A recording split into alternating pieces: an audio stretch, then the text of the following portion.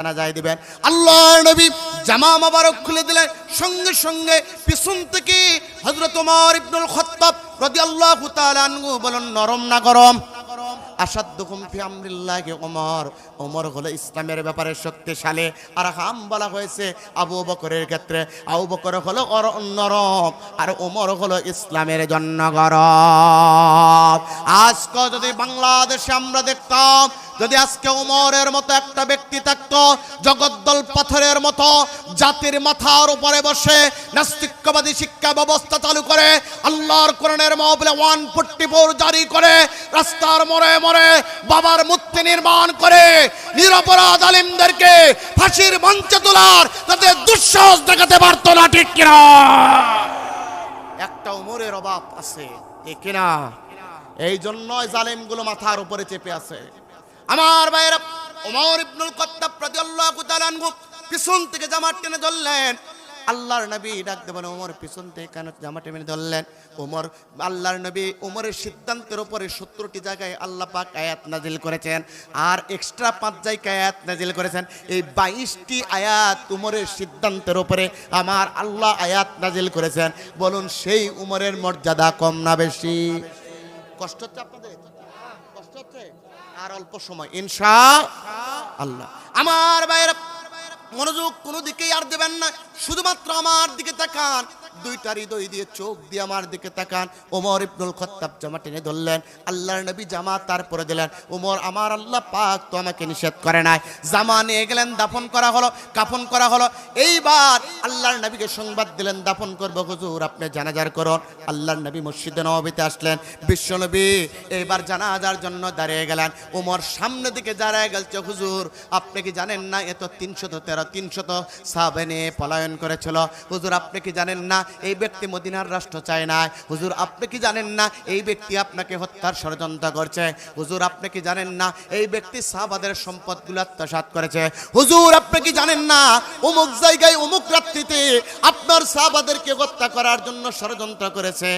এমনও মুনাফিক জমিনে আছে না? না, আলেমদেরকে হত্যার জন্য গোপন রায় সেই বিলেত থেকে লিখে নিয়ে আসে, এমনও জালিম সমাজে ছিল, ঠিক কিনা? ওমর সেই মুনাফিকদের চরিত্রগুলো বলে দিচ্ছে। মুনাফিকের চরিত্র যখন বলে দেয়, হুজুর আপনি এর জানাজা করবেন না, আল্লাহর নবী ডাকতে বলছে, ওমর আমার আল্লাহ পাক তো এখন আমাকে নিষেধ করেন নাই, আমার আল্লাহ যদি নিষেধ করতে আমি জানাতে পড়তাম না। এই কথা বলার শেষ আল্লাহ ডাক দিয়ে, জিব্রাইল যাও রে, জিব্রাইল যাও যাও যাও। ওমর প্রশ্ন করেছে নবীকে, আমার নবীকে জানায় দাও, তামাম পৃথিবী সৃষ্টির 50,000 বছর পূর্বে লাউহে মাহফুজের কলম দ্বারা বাইতুল ইজ্জা নামক স্থানে একটা সূরা লিখেছিলাম। সূরাটির নাম হলো সূরাতুত তওবা। আয়াত দিয়েছিলাম 129, রুকু দিয়েছিলাম 16, শব্দ দিয়েছিলাম 2478, অক্ষর দিয়েছিলাম 10,480, জবর দিয়েছিলাম 3,931, জের দিয়েছিলাম 1,252, পেজ দিয়েছিলাম 1,455, নোক্তা দিয়েছিলাম 4,761। ও জিব্রাইল যাও রে, জিব্রাইল যাও যাও যাও। তামাম পৃথিবী সৃষ্টির 50,000 বছর পূর্বে লাউহে মাহফুজের কলম দ্বারা বাইতুল ইজ্জা নামক স্থান থেকে ওই সূরা তওবার 129টি আয়াত আনার প্রয়োজন নাই, বরং 129টি আয়াতের মাঝখান থেকে একটা মাত্র আয়াত, 80 নম্বর আয়াত, ওই 80 নং আয়াত বাইতুল ইজ্জা নামক স্থান থেকে এসে আমার বন্ধুর উপরে মেসেজ আকারে সেন্ড করে দাও, যাতে আমার বন্ধু ওমরের প্রশ্নের উত্তর দিতে পারে। আমার ভাইরা, জিব্রাইল আসলেন, সালাম দিলেন, ইয়া রাসূলুল্লাহ, ইয়া হাবিবাল্লাহ, ওগো নবী আমার আল্লাহ পাক আপনাকে সালাম দিয়েছে। तमाम পৃথিবী সৃষ্টির 50,000 বছর পূর্বে লাউহে মাহফুজের কলম দ্বারা বাইতুল ইজ্জা নামক স্থান থেকে সূরাতুত তওবার 129টি আয়াতের ভিতর থেকে একটা মাত্র আয়াত, 80 নং আয়াত আমার আল্লাহ পাক আপনার উপরে মেসেজ আকারে সেন্ড করে দিয়েছে, আপনার উপরে নাজিল করে দিচ্ছে। আপনি আয়াত কিন্তু উমরকে পড়ে আপনি শোনায় দেন। ইস্তাগফির লাহুম আও লা তাস্তাগফির লাহুম ইন তাস্তাগফির লাহুম 70 মাররা। আল্লাহর নবীর উপরে আয়াত নাযিল হলো। আল্লাহর নবী ডাক দিলেন, ওমর এইমাত্র আমার আল্লাহ পাক আমার উপর আয়াত নাযিল করলো, ওগো নবী এই মুনাফিক নেতা আব্দুল্লাহ ইবনে উবাই বিন সুলের জন্য আপনি জানাজা করুন, ইস্তেগফার করুন আর না করুন, ক্ষমা প্রার্থনা করুন আর না করুন, এর জন্য উভয় সমান। আল্লাহ পাক আমাকে নিষেধ করে নাই, আবার করতেও বলে নাই, আমার এখতিয়ারে আল্লাহ পাক আমাকে দিয়েছে। সুতরাং এটা যত আমার উম্মত ছিল এক সময় ইসলামের বিরুদ্ধাচরণ করেছে, আমি চাই না আমার একটা উম্মত জাহান্নামের আগুনে প্রজ্বলিত হোক, কেননা জাহান্নামের আগুন বড় কঠিন। খুজুগু ফাগুল্লুগু সুম্মাল জাহিম সাল্লু সুম্মা ফি সিলসিলাতিন জারউহা 70 দিরান। আল্লাহ পাক জাহান্নামীদেরকে 70 জিঞ্জির লাগায়া, 70 গজের মোটা জিঞ্জিরগুলো লাগায়া আমার আল্লাহ পাক টানা টানা জাহান্নামের ভিতরে নিয়ে যাবে। ওয়াসিকাল্লাযীনা তাকাউ রাব্বাকুম ইলাল জান্নাহ, ঈমানদারদেরকে জান্নাত দিবে। আর যারা মুনাফিক কাফের থাকবে তাদেরকে বলে ওয়াসিকাল্লাযীনা কাফারু ইলা জাহান্নামা যুমারা। আল্লাহু আকবার বললেন না? মনোযোগ নেই আপনাদের? কত বড় তাফসিরে ঢুকতেছে, মনোযোগ দেন। সম্মানিত ভাইয়েরা মনোযোগ লাগান, গভীর মনোযোগ। আল্লাহর নবীর উপর আয়াত নাযিল হলো, ও উমর, আল্লাহ পাক বলেছে আমি জানাজা করব কি করব না আমার এখতিয়ার। সুতরাং যেহেতু আমার উম্মত ছিল, আমি একটু ক্ষমা প্রার্থনা করে দেখি না কেন। আল্লাহর নবী ক্ষমা প্রার্থনা করতে শুরু করলেন। আবার পরের অংশে ইনতাস্তাগফিরু লাহুম 70 মাররাতান ফালাই ইয়াগফিরাল্লাহু লাহুম। ও নবী, আপনি কার জন্য তওবা করতেছেন? 70 বারের অধিক যদি এই ব্যক্তির জন্য তওবা করেন, ফালাই ইয়াগফিরাল্লাহু লাহুম, এই ব্যক্তির জন্য আমার আল্লাহ পাক ক্ষমা প্রার্থনা করবে না, তার ক্ষমা কবুল করে নেবে না, আপনি যতই প্রার্থনা করেন।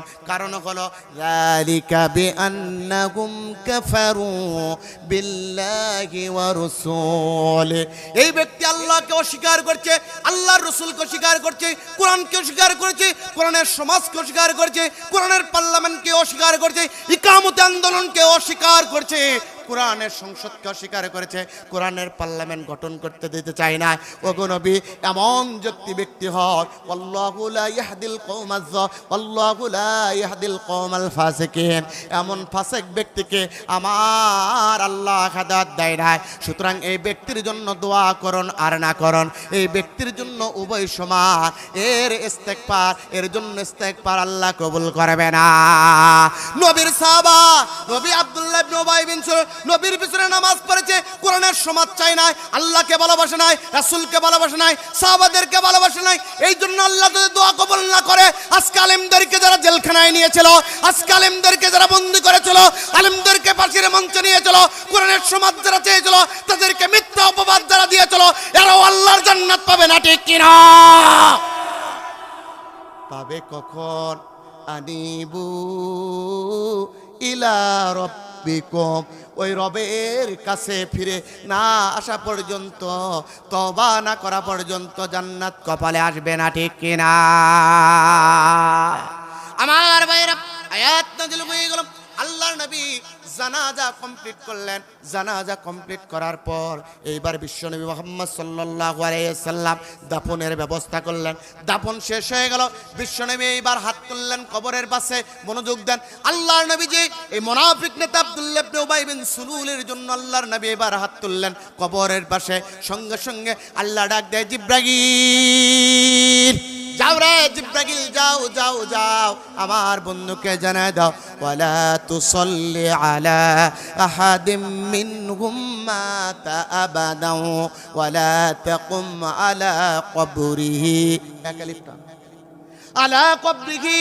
ও নবী, আপনি এর পিছনে, আপনি এর কবরের পাশে, মুনাফিকদের কবরের পাশে যে আপনি দোয়া কামনা করবেন না, হাত উত্তোলন করবেন না, মাগফিরাত কামনা করবেন না। ইন্নাকুম কাফারু বিল্লাহি ওয়া রাসূলিহি, এই ব্যক্তি আপনাকে অস্বীকার করেছে, আমাকে করেছে, কোরআনের সমাজকে অস্বীকার করেছে। ওয়া মাতু ওয়া হুম ফাসিকুন, এই ফাসিকদের ইবাদত বন্দেগী কোনো কিছু হবে না। কারণ হলো আমার আল্লাহ পাক বলেছেন, হাবিতাত আমালুকুম কাযাবুহুম ফিদ দুনিয়া ওয়াল আখিরা, দুনিয়া আখিরাতে যা কিছু করেছে সব আমি আল্লাহ পাক নষ্ট করেছি।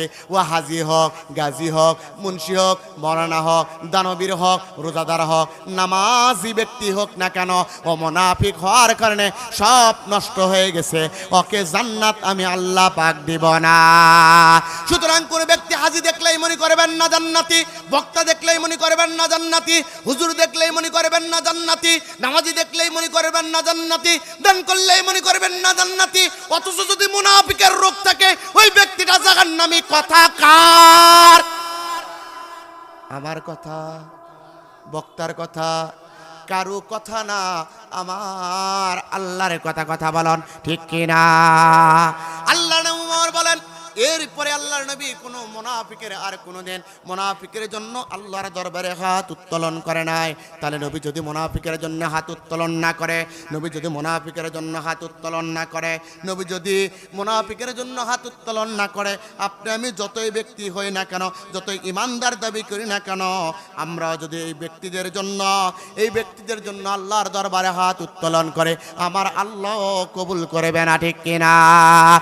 আল্লাহর নবী মসজিদে নববীতে বসে আছেন, এমন সময় ওমর ডাকতে বলছে, হুজুর আপনি আর মুনাফিকদের জন্য তো কখনো দোয়া করেন নাই, কিন্তু নবী গো আমাদের ভিতরে মুনাফিকি আছে কিনা আমরা একটু দেখতে চাই। আল্লাহর নবী ডাকতে বলে, ওমর শোনো, তোমাদের ভিতরে মুনাফিকি আছে কিনা এটা ধরার জন্য 15টা বৈশিষ্ট্য দেখা লাগবে। কয়টা? জোরসে বলুন কয়টা? 15টা নীতি দেখবা। 15টা নীতির ভিতরে ওই ব্যক্তিকে মেশিনে তুমি ঢোকায় দেবা, ঢোকায় দেখবা 15টা যদি বৈশিষ্ট্য ব্যক্তির ভিতরে থাকে, ওই ব্যক্তি হলো 15টা বৈশিষ্ট্যের যে কোনো একটা পাওয়া গেলে ওটা হলো চূড়ান্ত মুনাফিক। তার মানে হলো কোরআন নামক কিতাবের একটা যদি মেশিনে যদি মুনাফিককে ঢুকে দেওয়া হয় আর তার মাথা যদি সিটি স্ক্যান করা হয়, আর 15টা বৈশিষ্ট্য পাওয়া যাবে। মুনাফিকের বৈশিষ্ট্য কয়টা? জোরসে বলুন কয়টা? আপনারা বলেন তো মুনাফিকের বৈশিষ্ট্য কয়টা? 15টা বলেন তো আপনারা, কয়টা? মুনাফিকের চিহ্ন কয়টা? 15টায়? ভুল হচ্ছে না আমার? না, 3টা নয়, বরং আপনাকে বলছি সর্বনিম্ন 15টা। আপনাকে কোরআন থেকে এক এক করে আপনাকে জানা দেওয়া, হাদিসে পেয়েছেন আপনারা 3টা, আমি কোরআন থেকে আপনাদেরকে বলছি। 1 নাম্বার মুনাফিকের চিহ্ন হলো, মুনাফিক হয় দুমুখ নীতির অবলম্বনকারী, মুযাবযাবিনা বাইনা যালিক। এই ব্যক্তি এদিকেও যায় ওইদিকেও যায়, যারা মুনাফিক তারা কথাকার।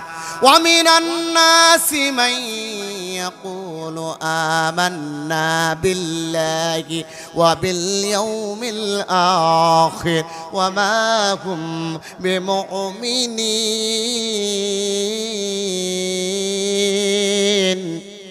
আমার আল্লাহ পাক বলছেন, ওগো নবী, মানুষের ভিতরে কতগুলো মানুষ আছে যারা মুখে ইমানদার দাবি করলেও প্রকৃতপক্ষে হলো তাদের অন্তরের ভিতরে ইমান নাই। মুখে ইমানদার কিন্তু কাজের বেলা বেঈমান। বলুন তো, বিবাড়িয়ার ভিতরে মুখে ইমানদার কাজের বেলা বেঈমান এমনও মানুষ আছে না? না আছে? জোরে বলুন আছে? কে কে আছে? হাত তোলেন দেখি। ওই হাত তুলছে।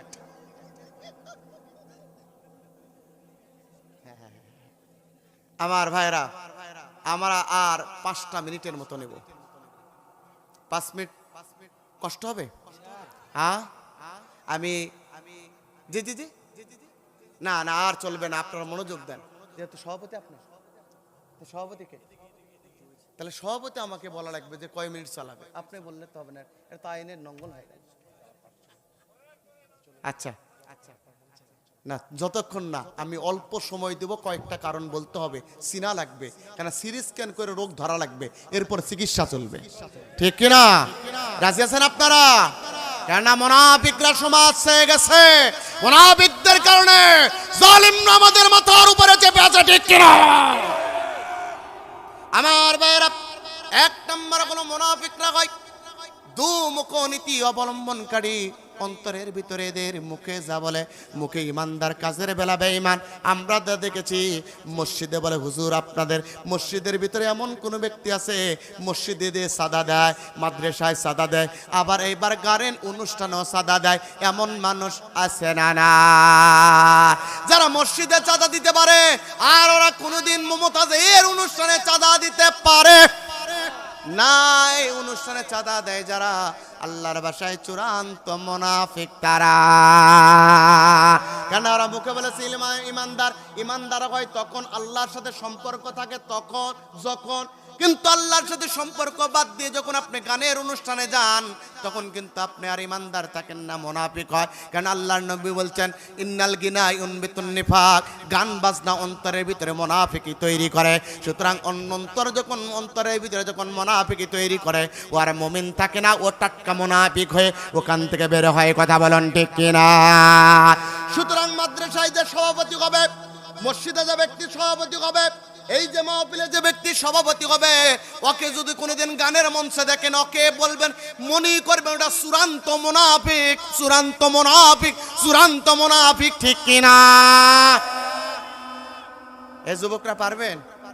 হ্যাঁ, অনেক নেতা এসে বলবে হুজুর, স্লোগান দেবে, ভাইরা আমার, এই দেশ আমাদের, এই দেশের মাটি আমাদের, স্লোগান দিচ্ছে। নেতার দিকে লক্ষ্য করে দেখবেন নেতার শার্ট বিদেশি, নেতার মানে বাপলার বিদেশি, নেতার জুতা বিদেশি, এমনকি নেতার বউ বিদেশি, নেতার স্লোগান শুধুমাত্র দেশি। ঠিক কিনা? আমরা বিদেশি জিনিস দেখতে চাই না। মুসলমানরা আমাদেরকে ঐক্যবদ্ধ হওয়া লাগবে, মুনাফিকের আচরণ ছেড়ে দেওয়া লাগবে। সকল ঘরানার আলেমদেরকে এক কাতারে আমাদের আসতে হবে।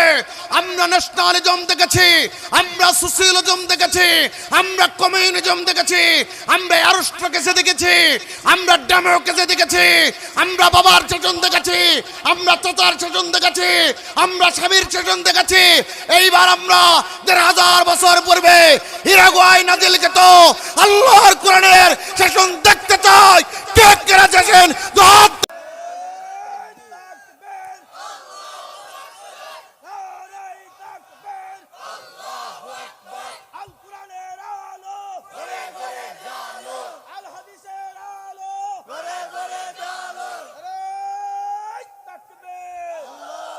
আলহামদুলিল্লাহ, ব্রাহ্মণবাড়িয়াবাসীর প্রতি আমার মনটা ভরে গেছে।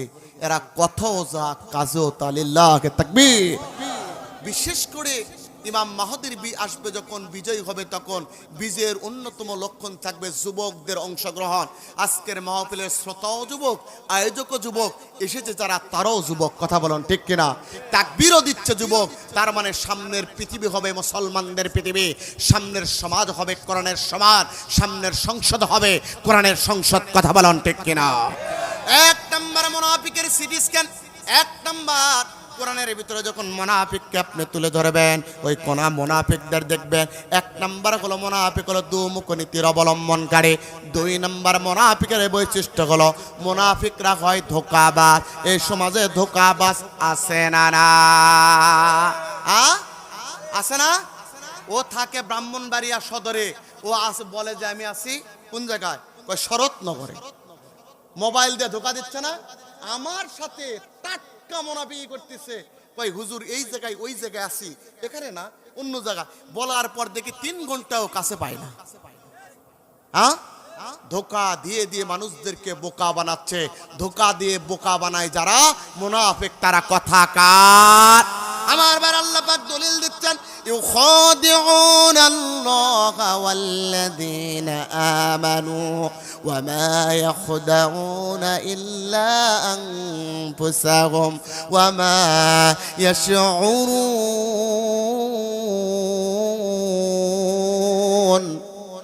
আবার আল্লাহ রাব্বুল আলামিন বলে, পৃথিবীর মানুষরা শোনো, যারা আল্লাহকে আর আল্লাহর রাসূল এবং ঈমানদারদেরকে ধোঁকা দিতে চায়, এই সমাজের ভিতরে মুনাফিক তারা, ধোঁকা দেয় যারা মুনাফিক তারা। কিন্তু ওরা আল্লাহর রাসূলকে ধোঁকা দিতে পারবে না, বরং ওরা নিজেরাই ধোঁকা দিচ্ছে। কারণ তামাম পৃথিবী সৃষ্টি কার? तमाम पृथ्वीर मालिक के वला इन सअलतहुम मन खलक़ुस समावाति वल अर्द ला यक़ूलुन्ना अल्लाह अल्लाह नबी को आप नबी আপনাকে तमाम পৃথিবীর মানুষেরা জিজ্ঞাসা করি এই तमाम পৃথিবীর সব সৃষ্টি করেছেন কে আপনি বলে দেন লা ইয়াকুলুন্নাল্লাহ तमाम পৃথিবীর সব সৃষ্টি করেছেন যিনি তার নাম হলো আল্লাহ এইবার বিবারিয়াবাসী আঙ্গুলটা উঁচু করে সাক্ষ্য দিয়ে বলেন তো तमाम পৃথিবীর সৃষ্টি কার সকলেই বলেন तमाम পৃথিবীর সৃষ্টি কার তাহলে আল্লাহর যদি হয় আল্লাহকে ধোঁকা দেওয়া যাবে না ইমানদারদেরকেও ধোঁকা দেওয়া যাবে না আজকে যারা ধোঁকার পরিকল্পনা করছে যারা ধোঁকা দেয় যারা আল্লাহর ভাষায় মুনাফিক তারা ঠিক কিনা মনে করছেন এই ধোঁকাবাজ নাই নাই আছে মানে আজকে ফেসবুকে দেখতেছেন আপনারা আমাদেরকে ধোঁকা দিচ্ছে বলছে আগেই ভালো ছিল কি ছিল আগেই ভালো ছিল কোরআনের মাহফিলগুলো বন্ধ করে আলেমদেরকে হাতে হ্যান্ডকাপ পরিয়ে কোমরে দড়ি দিয়ে নিরপরাধ আলেমদেরকে ফাঁসির মঞ্চ নিয়ে হেফাজতের পাশে মেয়ের শাপলা চত্বরে গুলি করে কেমিক্যাল ওয়াশ করে দুনিয়া থেকে বিদায় করে যারা দিয়েছিল ওরা স্লোগান দিচ্ছে ওরা নাকি আগেই ভালো ছিল ঠিক কিনা এটা ধোঁকাবাজি নয় ওদের স্লোগান দেওয়ার কারণ কি জানেন আপনারা বলবো কারণ কি ওদের স্লোগান একটাই কারণ আগে কি সুন্দর মাল কামাইতাম আগে কি সুন্দর টাকা কামাইতাম সকলে আগে কি সুন্দর টাকা কামাইতাম আগে কি সুন্দর টাকা কামাইতাম টেন্ডার যখন হইতো আপামদের ডাকতো টেন্ডার যখন হইতো হাসিনা ডাকতো উন্নয়নের নামে সবই লুইটা খাইতাম আগে কি সুন্দর টাকা কামাইতাম আগে কি সুন্দর টাকা কামাইতাম ঠিক কিনা তার মানে টাকা ছাড়াই বাজার করতো টাকা ছাড়াই টেন্ডারবাজি করতো টাকা ছাড়াই সাদাবাজি করতো সব বন্ধ হয়ে গেছে পরিবার আর চলে না এই জন্য স্লোগান তুলে আগে কি সুন্দর হ্যাঁ কি করতো দিন কাটাইতো বলতো আগেই ভালো ছিল দোকানা আগে কি সুন্দর টাকা কামাইতাম আগে কি সুন্দর টাকা কামাইতাম টেন্ডার যখন হইতো আপামদের ডাকতো টেন্ডার যখন হইতো আপামদের ডাকতো উন্নয়নের নামে সবই লুইটা খাইতাম আগে কি সুন্দর মাল কামাইতাম আগে কি সুন্দর মাল কামাইতাম পাইপ গান মেশিন গান গানেরই তুফান আছে না নাই ছাত্রদেরকে গুলি করেছিল কি দিয়ে পাইপ গান দিয়ে মেশিন গান দিয়ে ঠিক কিনা শর্ট গান দিয়ে ঠিক কিনা পাইপ গান মেশিন গান গানেরই তুফান শর্ট গান লইয়া মিছিল করিতাম শর্ট গান লইয়া মিছিল করিতাম আগে কি সুন্দর টাকা কামাইতাম আগে কি সুন্দর টাকা কামাইতাম হিন্দু বাড়িতে পূজা যখন হয়তো আমরা সবাই মিলে মূর্তি ভাঙিতাম মূর্তি ভাঙে কে জোরে বলুন যত দোষ নন্দা ঘর সত্যটা বললেই ধর যত দোষ নন্দা ঘর সত্যটা বললেই ধর করলে অন্যায়ের প্রতিবাদ নামটা হবে তোমার মৌলবাদ আমরা প্রতিবাদ করতাম দোষ দিত কাদেরকে আমাদেরকে হিন্দু বাড়িতে পূজা যখন হইতো আমরা সবাই মিলে মূর্তি ভাঙিতাম তদন্তের কি দরকার আমরা তো সরকার তদন্তের কি দরকার হাসিনা সরকার তদন্তের কি দরকার জালিম সরকার বিএনপি জামাত রে ফাঁসায়া দিতাম বিএনপি জামাত রে ফাঁসায়া দিতাম আগে কি সুন্দর টাকা কামাইতাম আগে কি সুন্দর মাল কামাইতাম আগে কি সকলে আগে কি সুন্দর আগে কি সুন্দর আগে কি সুন্দর তার মানে ওদের টাকা কামানো বন্ধ এই জন্য বলছে আগেই ভালো ছিল আমার ভাইরা দুই নম্বর করে মুনাফিকরা ধোঁকাবাজি করে যারা আল্লাহর ভাষায় এমন মনোযোগ দেন কথা চলবে কথার মতো আলোচনা চলবে আলোচনার মতো আমার ভাইরা দুই নম্বর হলো ধোঁকা দেয় যারা সমাজের চূড়ান্ত মুনাফিক তারা যুবকদেরকে বলছে, ও যুবকরা একটা নারীর সাথে আপনি সেটিং করেন, আরেকটা নারীর কাছে আপনি বিবাহের প্রস্তাব দেন, এরপরে আপনি আরেকজনকে আই লাভ ইউ বলেন, আরেকজনকে ঘর সঙ্গানি বলতে চান, এ সব যা করতেছেন জিনা। আর 2 নম্বরে হলো ধোঁকাবাজি। এই ধোঁকাবাজি অবস্থায় করতে করতে সেটিং করতে করতে যদি আপনার মৃত্যু হয়, আপনি হলেন মুনাফিক যখনই হবেন আব্দুল্লাহ ইবনে উবাই বিন সুলুলের সাথে জাহান্নামে যাবেন। সুতরাং আজকের মাহফিল থেকে শিক্ষা লাগবে, আমি নিজে কাউকে ধোঁকা দেব না, আমার সাথেও কাউকে ধোঁকাবাজি করতে দিব না, ঠিক কি না? এইরকম ধোঁকাবাজ আসবে কিন্তু সামনের সময়ে মাথায় টুপি পরি, জুব্বা লাগিয়ে 3 ওয়াক্ত নামাজে 9 ওয়াক্ত নামাজ পড়বে। যদি বলা হয় যে পিএস আমার সাথে একজনের দেখা আসলো, আমার বন্ধু একটা দায়িত্বশীলের পিএস ছিল, ও বলতেছে ভোটের সময় আসছে, আসরের নামাজ 3 বার পড়ছে, আবার 4বার পড়ার জন্য রেডি হয়ে গেছে, বলতে যে স্যার আপনি 3 বার হয়ে গেছে, এটা পড়বেন। কয় এটা ভোটের নামাজ, আজকে যা পড়া হয় হোক, এরপরে তার জন্মের জন্য তুলে রাখবো, পড়া লাগবে না। কেননা এরা ধর্মকে নিয়ে রাজনীতি করেছিল, ঠিক কিনা? কথা বলেন না কেন? এরা ধর্মকে নিয়ে রাজনীতি করেছিল। আমাদেরকে বলে আমরা নাকি ধর্ম নিয়ে রাজনীতি করি। আল্লাহর কোরআন হাতে রেখে বলছি, আমরা ধর্ম নিয়ে রাজনীতি করি না। আমরা যেটা করি এটার নাম হলো ধর্মীয় রাজনীতি। জোরে বলেন, এটার নাম কি? এটার নাম হলো ধর্মীয় রাজনীতি। ধর্ম নিয়ে রাজনীতি করেছে তিনি 1996 সালে নির্বাচনের আগে মাথায় পট্টি বেঁধে হাতে তসবিহ নিয়ে জনগণের সঙ্গে প্রতারিত করে আল্লাহর কোরআনের বিরুদ্ধাচরণ করে পার্লামেন্টে আইন পাস করেছে। যারা ধর্ম নিয়ে রাজনীতি করেছে তারা কথা বলেন, ঠিক কিনা? আমরা ভুলে যাই না কাকে ধোঁকাবাজের কথা বলে। 2 নম্বর হলো ধোঁকাবাজ। 3 নম্বর হলো সুবিধাবাদ জিন্দাবাদ। এই সমাজে আছে না নাই? সুবিধাবাদ জিন্দাবাদ। যেই দিকে ছাতা সেই দিকে মাথা, যেই দিকে বৃষ্টি সেই দিকে দৃষ্টি। তার মানে যখন যেটা আছে সেটার সঙ্গে তাল মিলায়, এইরকম মাল আছে না নাই?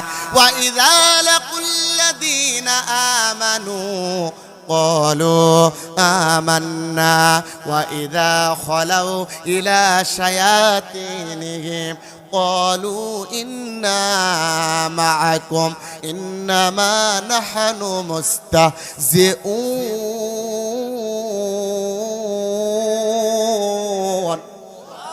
31 তারিখের মাহফিল 31 তারিখে শেষ হবে ইনশাআল্লাহ। মনোযোগ দেন, আর ওই বছরে যাবে না, এই বছরই সমাপ্ত হবে। আমার ভাইরা, সম্মানিত মুসলমানরা, 3 নম্বর হলো সুবিধাবাদ জিন্দাবাদ। আল্লাহ পাক বলেন এরা ইমানদারদের কাছে যে বলে তোমাদের সাথে আছে, এইবার বেঈমানের কাছে যে বলে তোমাদের সাথে আছে।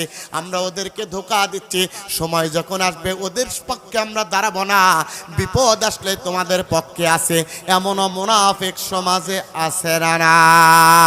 ওরা মুখে একটা বলে কার্যার একটা করে, যার প্রমাণ আমরা দেখেছি বিগত 16 বছর কোরআনের মাহফিলে উঠে ইসলামের পক্ষে স্লোগান দিয়েছে।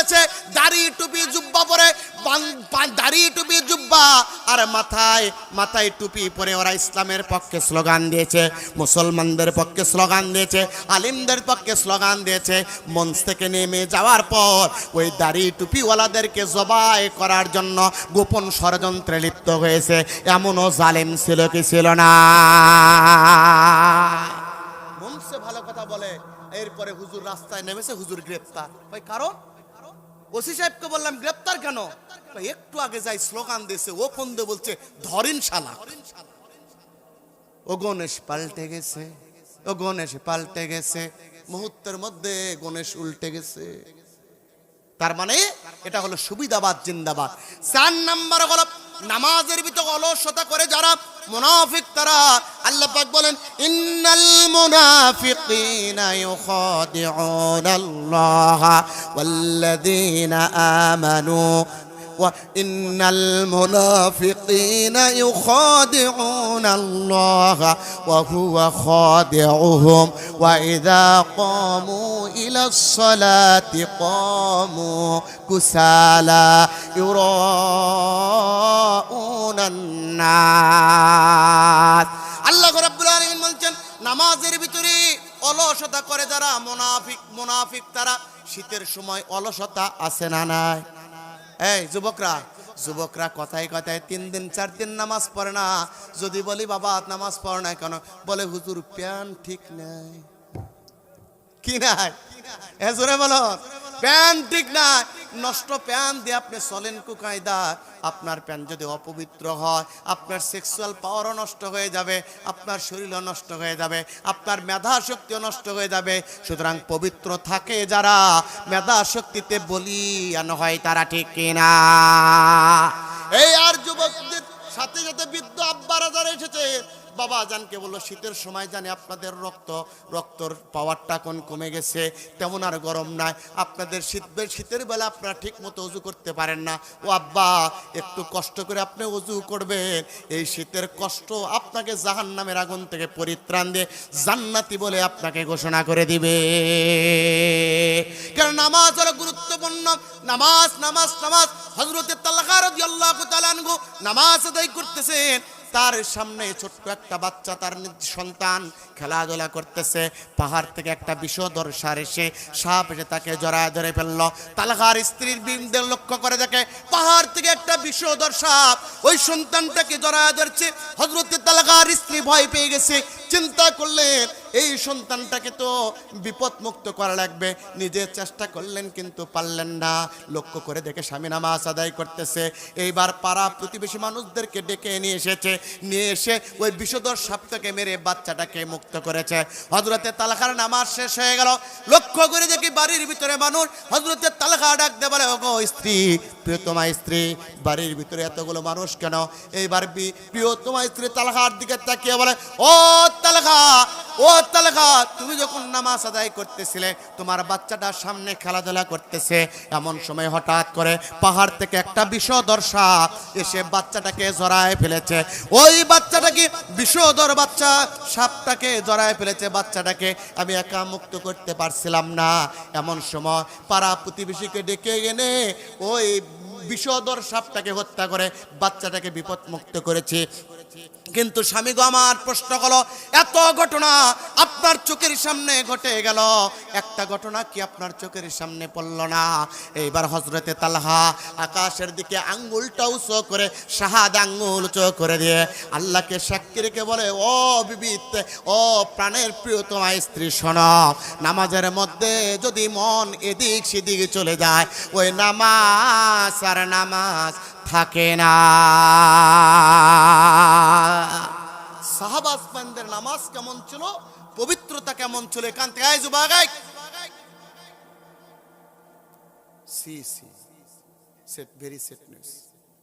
আমার দিকে তাকান। আমার ভাইরা, কথা শেষ। যুবকদের এখান থেকে উদ্দেশ্য, যারা মাহফিল করেছেন, আয়োজন করেছেন, 5 ওয়াক্ত নামাজ পারবো ইনশাআল্লাহ পারবো। আর আরেকটা ওয়াদা নিতে চাই, এই মাহফিল আপনারা যতদিন বেঁচে থাকবেন সার্বিকভাবে সহযোগিতা করে এই মাহফিল কিয়ামত পর্যন্ত চলুক। আপনারা চান? কে চান? হাত তুলে আল্লাহকে দেখেন তো কে হাত তোলে না, দেখেন তো কে হাত তোলে না। চান? লিল্লাহি তাকবীর, লিল্লাহি তাকবীর। আমিন। আল্লাহ কবুল করুক। আপনারা সহযোগিতা করবেন, আল্লাহ আপনাকে যা দেবে। এখান থেকে যেটুকু আলোচনা করলাম আল্লাহ কবুল করুক। আখির দাওয়ানা আলহামদুলিল্লাহ। আসসালামু আলাইকুম ওয়া রাহমাতুল্লাহি তাআলা ওয়া বারাকাতুহু।